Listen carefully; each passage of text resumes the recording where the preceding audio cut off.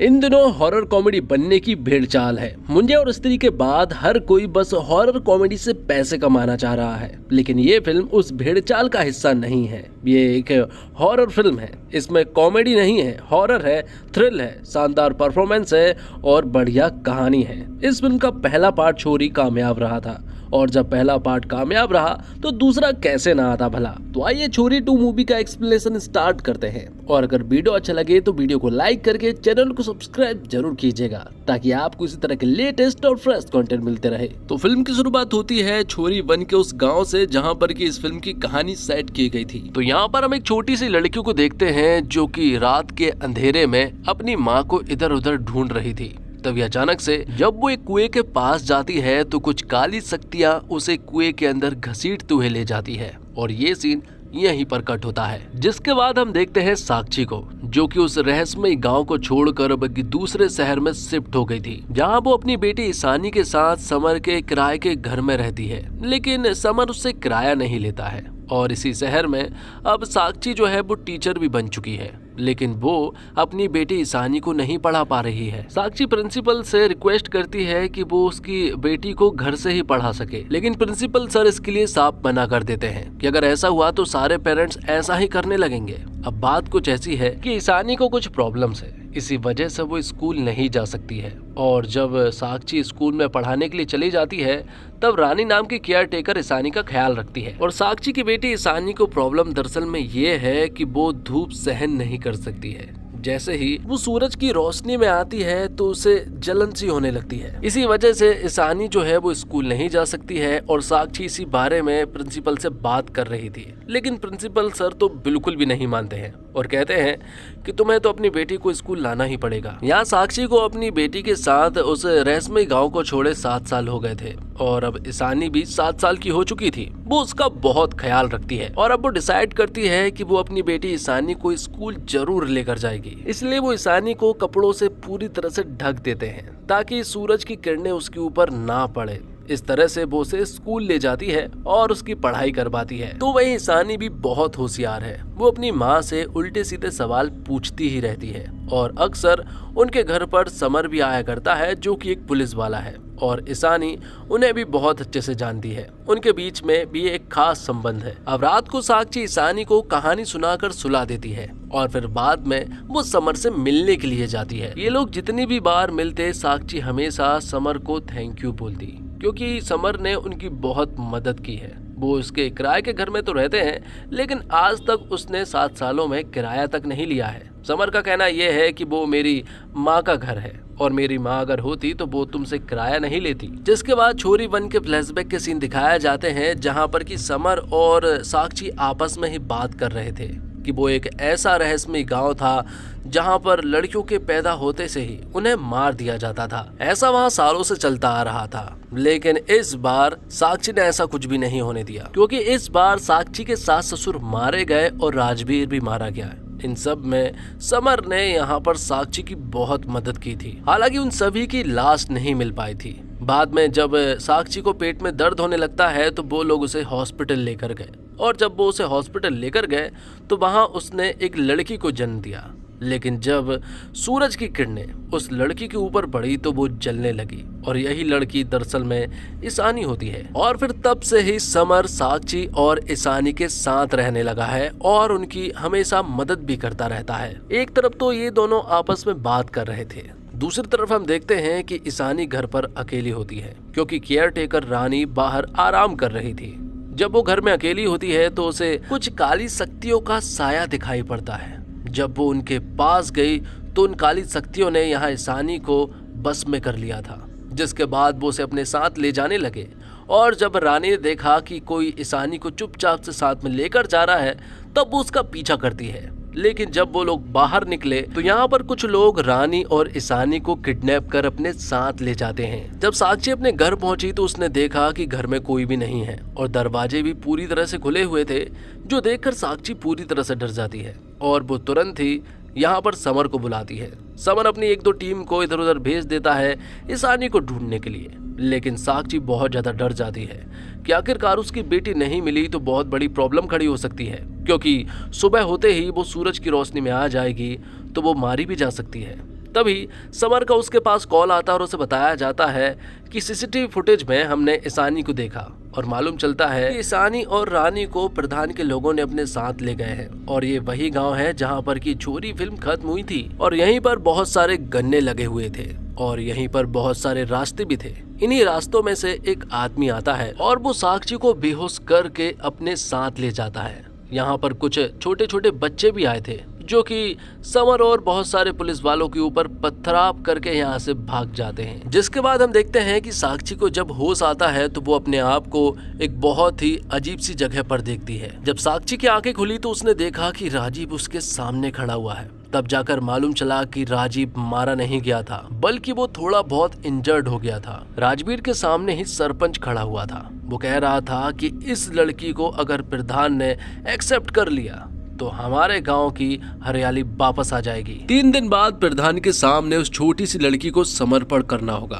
तब तक के लिए उसे तैयार करना होगा और इस औरत को उसी दिन सभी के सामने मार दिया जाएगा। ये सारी चीजें सुनने के बाद साक्षी पूरी तरह से हैरान थी कि आखिर यहाँ पर क्या चल रहा है। दूसरी तरफ हम देखते हैं समर और पुलिस वालों को, जिन्हें यहाँ पर कुछ भी नहीं मिलता है तो वो यहाँ से वापस चले जाते हैं। जिसके बाद साक्षी को एक काल कोठरी में बंद कर दिया जाता है। दूसरी तरफ हम देखते हैं ईशानी को और उसे भी एक ऐसी ही जगह में बंद करके रखा हुआ था। यहीं पर साहनी नाम का एक लड़का आता है। वो खुद को लड़का तो बताता है लेकिन वो दरअसल में लड़की है और वो ईशानी को काढ़ा पीने के लिए कह रही थी, लेकिन यहाँ पर ईशानी उस काढ़े को नहीं पीती है। दूसरी तरफ हम साक्षी को देखते हैं जो कि उस काल कोठरी से बाहर निकलने की पूरी कोशिश कर रही थी, लेकिन उसका यहाँ से बाहर निकलना नामुमकिन था।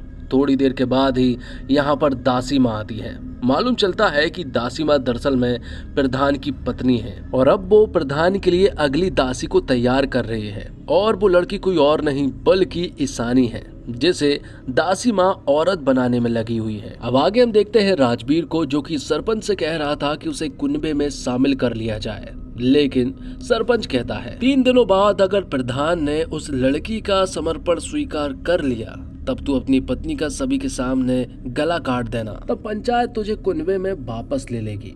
जिसके बाद हम देखते हैं ईशानी को जिसके पास दासी माँ आती है। दासी माँ उसे काढ़ा पिलाती है और कहती है कि अगर तुम इसे पियोगी तो तुम बहुत ज्यादा शक्तिशाली बन जाओगी। दासी माँ उसे अपने द्वारा बनाए गए काढ़े को पिलाती है। अगर वो ऐसा करती है तो वो 2-3 दिन के अंदर ही औरत बन जाएगी। यहाँ साक्षी जब चुपचाप अकेले में बैठी हुई थी तभी उसे अपनी बेटी ईशानी की आवाज सुनाई पड़ती है। जैसे ही उसे आवाज सुनाई दी तो वो तुरंत यहाँ से उसे ढूंढने के लिए निकल पड़ती है। एक टॉर्च लेके वो बहुत सारे टनल में जाती है जहाँ पर कि उसे अपनी बेटी की सिर्फ आवाज सुनाई दे रही थी। वहाँ दूसरी तरफ ईशानी को भी अपनी माँ साक्षी की आवाज सुनाई पड़ती है। तब वो भी उनका पीछा करने लगती है और पीछा करते करते वो बाहर की तरफ चली जाती है जहाँ पर कि सूरज की किरणें मौजूद थी, लेकिन फिर भी वो यहाँ से आगे जाने लगती है।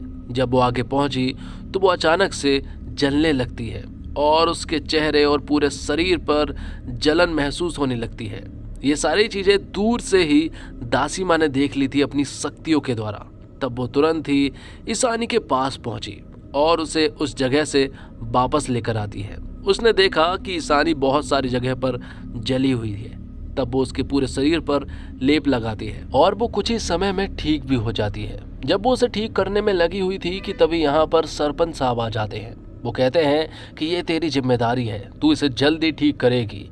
अगर इसे जल्दी ठीक नहीं किया और ये औरत नहीं बनी ना तो प्रधान तुझे मार डालेंगे। जिससे हमें मालूम चलता है कि यहाँ पर दासी माँ की कोई भी इज्जत नहीं है। उसके अंदर बहुत सारी शक्तियाँ जरूर है, लेकिन सरपंच तक उससे ठीक से बात नहीं करता है। दासी माँ कहती है कि वो अपना काम बहुत ही ठीक तरह से कर रही है और ईशानी जल्द से जल्द औरत भी बन जाएगी। दूसरी तरफ हम देखते हैं समर को जो कि ढूंढते ढूंढते फिर से उसी जगह पर आ गया था। उसे यहाँ पर एक कुआं दिखाई पड़ता है और उसके साथ कोई बहुत बड़ी पुलिस फोर्स भी नहीं थी। उसके साथ बस एक कांस्टेबल था। वो कांस्टेबल से कह देता है कि अगर कल शाम तक वो वापस नहीं लौटा ना तो बहुत सारे पुलिस वालों को यहाँ पर भेज देना। जिसके बाद समर उस जगह के अंदर चला जाता है। अब जब ईशानी और दासी माँ साथ में बैठे हुए थे तो यहाँ पर ईशानी दासी माँ को कहती है कि वो एक कहानी सुनाए। तब दासी माँ उसे कहानी सुनाती है कि एक बहुत बड़ा राजकुमार था। वो बस ऐसी लड़की से शादी कर सकता था जो कि बहुत शक्तिशाली हो, और राजकुमार ने अगर किसी ऐसी लड़की से शादी कर ली तो उसके पंख लग जाते हैं। ईशानी कहती है कि अगर राजकुमार ने मुझे पसंद कर लिया तो क्या मेरे भी पंख लगेंगे, जिस पर कि दासी माँ हाँ कहती है, बस तुम्हें अपने प्रधान के सामने समर्पण करना होगा, जिसके लिए ईशानी मान जाती है। जिसके बाद हम साक्षी को देखते हैं जो कि उसी जगह में कैद थी। तब यहाँ पर बहुत सारी औरतें उसके पास मदद लेने के लिए आती है, लेकिन ये बस एक भ्रम था। थोड़ी देर के बाद लेकिन असलियत में यहाँ पर साक्षी की केयर टेकर रानी पहुँचती है, क्योंकि उसे भी यहाँ पर किडनैप करके लाया गया था। और फिर उसी पश्चात यहाँ पर राजवीर भी आ जाता है और वो राजवीर यहाँ पर रानी को बुरी तरह से मार देता है। ये देखकर साक्षी पूरी तरह से हैरान थी। दूसरी तरफ हम देखते हैं कि ईशानी के पेट में बहुत जोर से दर्द होने लगता है, जिससे कि यहाँ पर दासी माँ समझ जाती है कि वो महामारी के चलते अब औरत बन चुकी है। मतलब कि अब ईशानी पूरी तरह से तैयार थी प्रधान के सामने उसे समर्पण करने के लिए। यहाँ साक्षी राजवीर से कह रही थी कि ईशानी हमारी बेटी है और उसे हमें बचाना चाहिए, लेकिन राजवीर तो पूरी तरह से पागल हो चुका था। वो तो यहाँ पर साक्षी को ही बुरी तरह से मारने लगता है। वो उसे इस तरह से मारता है कि साक्षी को पूरी तरह से अधमरा कर देता है। अब ये बात सभी को बता दी गई थी कि ईशानी अब समर्पण के लिए पूरी तरह से तैयार थी, इसलिए अब उसे तैयार करने लगते हैं। और अब ईशानी की प्रधान के साथ शादी कराने के लिए सारी तैयारियां भी शुरू हो चुकी थी। लेकिन दूसरी तरफ हम देखते हैं यहाँ पर साक्षी को, जो कि अधमरी हालत में पड़ी हुई थी, और वो धीरे धीरे एक कुएं की तरफ बढ़ती है और कुएं में कूद जाती है। जब वो उस कुएं में गिरी तो यहाँ पर उसने देखा कि उसी की तरह बहुत सारी औरतें यहाँ पर मौजूद हैं, लेकिन वो सारी औरतें मारी जा चुकी थी। वो सारी लड़कियां औरतें यहाँ पर साक्षी के सर पर हाथ रख देती है और अपनी सारी शक्तियां साक्षी को दे देती है। आवाज रात को ही ईशानी को प्रधान के हवाले करना था। तो दूसरी तरफ सरपंच के पास राजवीर खड़ा हुआ था। राजवीर यहाँ पर सरपंच को बताता है कि उसने तो साक्षी को बुरी तरह से मारा और अब तो वो अधमरी हालत में होगी और वो मरने भी वाली होगी। लेकिन सरपंच यहाँ पर बौखला जाता है और वो राजवीर से कहता है कि हमें यहाँ पर एक एग्जाम्पल सेट करना था, हमें साक्षी का सभी के सामने गला काटना था, ताकि सारी औरतें को याद रहे कि उनके साथ भी ऐसा कुछ हो सकता है, इसलिए वो डर कर रहे। ये सुनकर राजवीर फिर से साक्षी को देखने के लिए जाने लगता है, और जब वो उस जगह पर जा रहा था तभी यहाँ पर हम समर को देखते हैं, जिसने साहनी को पकड़ लिया था और वो उससे पूछने लगता है कि ईशानी और साक्षी कहाँ पर है। वो उसे उसके पास लेकर चले। दूसरी तरफ ईशानी की डोली पूरी तरह से तैयार हो चुकी थी। गांव के सभी लोग यहाँ पर आए हुए थे और सरपंच भी इसके लिए बहुत खुश था, क्योंकि अगर ईशानी को प्रधान के हवाले कर दिया गया तो उनके गांव की हरियाली फिर से वापस आ जाएगी। जिसके बाद अब दासी माँ यहाँ पर ईशानी को प्रधान के पास सौंपने वाली थी कि तभी दूसरी तरफ हम देखते हैं राजवीर को, जो कि साक्षी के हाथों को बांधकर उसे घसीटते हुए लेकर आ रहा था। लेकिन अब साक्षी के अंदर उन सारी औरतों की शक्ति आ चुकी थी, इसलिए वो राजवीर को यहाँ पर बुरी तरह से मारने लगती है और उससे कहती है कि जो तूने किया था ना वो बहुत गलत है। पिछली बार तो तू बच गया था, लेकिन इस बार नहीं बच पाएगा। जिसके बाद साक्षी राजवीर को एक बहुत ही बुरी मौत देती है। दरअसल में साक्षी के अंदर कुएं की उन सारी औरतों की शक्ति आ चुकी थी, जिस वजह से वो राजवीर के ऊपर पूरी तरह से भारी पड़ रही थी। जिसके बाद साक्षी यहाँ समर से मिलती है और समर को वो सारी चीजें बताकर उस जगह पर जाने लगते हैं। तभी यहाँ पर सरपंच के लोग आ जाते हैं, लेकिन समर यहाँ साक्षी से कहता है कि वो इन लोगों को रोकता है, तब तक तुम जाकर साहनी को ढूंढो। तो समर इन लोगों को रोकने लगता है। तो दूसरी तरफ हम देखते हैं कि दासी माँ ने सारी तैयारियां कर चुकी थी और अब यहाँ पर प्रधान जी उस जगह से बाहर आता है, जो कि पूरी तरह से आदि मानव के रूप में था। जिसके बाद दासी माँ यहाँ पर ईशानी को उसके हवाले छोड़ देती है और वो उसे अंदर ले जाता है। जाते समय आदि मानव प्रधान ने यहाँ पर दासी माँ को एक लात भी मार कर किया था। जिसके बाद साक्षी जो है वो उस जगह के अंदर आ जाती है, लेकिन अंदर उसका सामना होता है दासी माँ से, जिसके पास बहुत सारी काली शक्तियां मौजूद है। लेकिन साक्षी के अंदर भी उन बहुत सारी औरतों की शक्तियां आ चुकी थी, जिस वजह से उनके बीच में एक कड़ा बैटल होता है। साक्षी यहाँ पर दासी माँ को मारते पीटते कहती है कि तू बस एक दासी है, तेरी कोई भी इज्जत नहीं है और इस रिचुअल के हो जाने के बाद तेरी कोई भी इज्जत नहीं रहने वाली है। तो अब वो उसे बुरी तरह से पीट कर अंदर जाने लगती है।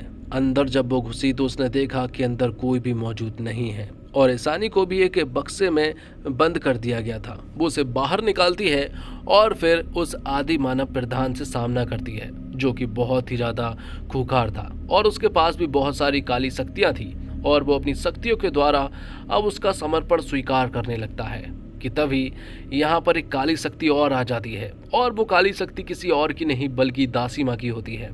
और दासी माँ की शक्तियाँ यहाँ पर प्रधान से लड़ने लगती है और ईशानी को बचा लेती है। ये देखकर साक्षी को भी बड़ा अच्छा लगा। दरअसल मैं दासी माँ को समझ आ गया था कि उसकी कोई भी इज्जत नहीं है, और ये प्रथा हो जाने के बाद तो उसे ऐसा लगता है कि ये लोग उसे कुछ भी नहीं समझेंगे, क्योंकि इन लोगों ने उसे तो बस पैरों की जूती बनाकर ही रखा हुआ था। यहाँ दूसरी तरफ सरपंच को अरेस्ट कर लिया जाता है, क्योंकि यहाँ पर बहुत सारे पुलिस वाले आ चुके थे। वो सरपंच के सारे साथियों को अरेस्ट कर लेते हैं, जिसके बाद दासी माँ और साक्षी ईशानी को अपने साथ ले जाने लगते हैं, क्योंकि वो दानव, वो प्रधान, वो आदि मानव कभी भी जाग सकता है। जब वो लोग उसे डोली में बिठाकर यहाँ से सूरज की किरणों से बचाकर लेकर जा ही रहे थे कि तभी कुछ बेड़ियां यहाँ पर आती है और वो साक्षी को अपने साथ घसीटते हुए ले जाती है। दासी माँ उसे बचाने की कोशिश करती है, लेकिन वो नाकामयाब रही।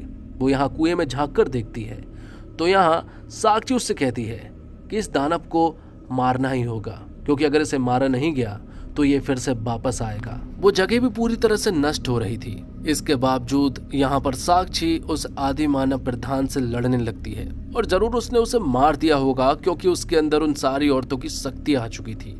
और इसी के साथ ये फिल्म यहीं पर समाप्त होती है। तो दोस्तों, ये एक अच्छी हॉरर फिल्म है। फिल्म में जल्द मुद्दे पर आ जाती है और अच्छी पेस से आगे बढ़ती है, आपको डराती है, चौंकाती है, हैरान करती है। कुछ सीन तो दिल दहला देते हैं। फिल्म में कुछ न कुछ होता रहता है कि आप स्क्रीन से नजर नहीं हटा पाते। आपको मजा आता है, आप जानना चाहते हैं कि आगे क्या होगा। क्लाइमेक्स थोड़ा और बेहतर हो सकता था, लेकिन कुल मिलाकर ये फिल्म देखने लायक है। आप निराश नहीं होंगे। नुसरत भरूचा ने शानदार काम किया है। वो हर फ्रेम में आपको इम्प्रेस करती है। एक माँ के किरदार में उन्होंने जान डाल दी है। एक माँ अपनी बेटी के लिए किस हद तक जा सकती है, ये नुसरत अच्छे से दिखाती है। इमोशनल और हॉरर दोनों ही तरह के सीन में वो कमाल है। सोआ अली खान दासी माँ बनी है और उनका काम भी जबरदस्त है। सोआ को इस तरह के रोल में नहीं देखा गया है और इसलिए वो चौंकाती है, और यही तो एक अच्छे एक्टर की खासियत है कि वो अपने कंफर्ट जोन से बाहर कुछ करता है और अच्छा करता है। नुसरत की बेटी के किरदार में हार्दिक शर्मा ने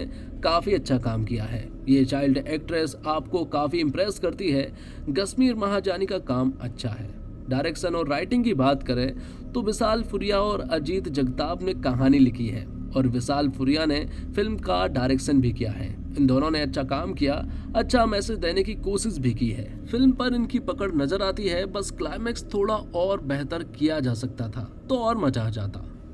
तो दोस्तों, इसी के साथ ये वीडियो यहीं पर समाप्त होता है। उम्मीद करता हूँ आपको वीडियो पसंद आई होगी। वीडियो पसंद आई हो तो वीडियो को लाइक करके चैनल को सब्सक्राइब जरूर कीजिएगा, ताकि आपको इसी तरह के लेटेस्ट और फ्रेश कंटेंट मिलते रहे।